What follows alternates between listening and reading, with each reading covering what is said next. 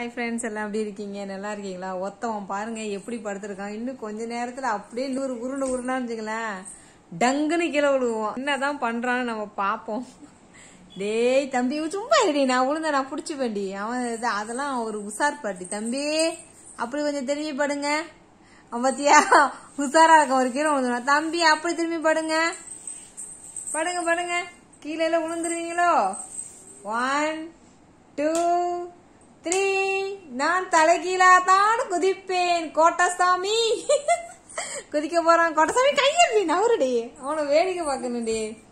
உழுகுறானா தப்பிக்கிறானாண்டு பாருங்க பாருங்க மக்களே.